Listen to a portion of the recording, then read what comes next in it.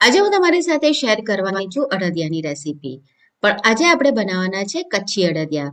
એમાં નાખવામાં આવતા મસાલા અને એની બનાવટના કારણે આપણે જે નોર્મલ અડદિયા બનાવીએ છીએ એના કરતાં થોડા અલગ છે. અને જેને પણ તેજાના વાળા વસાણા ગમતા હોય એને તો આ કચ્છી અડદિયા ખૂબ જ પસંદ આવશે.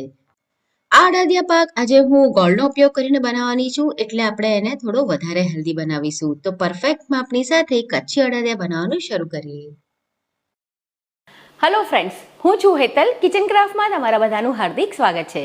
તો ચલો આજની મજેદાર રેસીપી બનાવવાનું શરૂ કરીએ. રોજ આવી નવી નવી રેસીપી ગુજરાતીમાં જોવા માટે વિડીયોને લાઇક અને શેર કરી બાજુમાં રહેલા બેલ આઇકન ઉપર ક્લિક કરો રેસીપીનો વિડીયો સૌથી પહેલા જોવા માટે. અડદિયા બનાવવા માટે સૌથી પહેલા તો આપણને જરૂર પડશે અડદના કરકરા લોટની, એટલે કે જે કકરો લોટ આવે છે. તો મેં 1.5 કપ અડદનો કરકરો લોટ લીધો છે અને આ લોટ મેં ઘરે જ મિક્સર જારમાં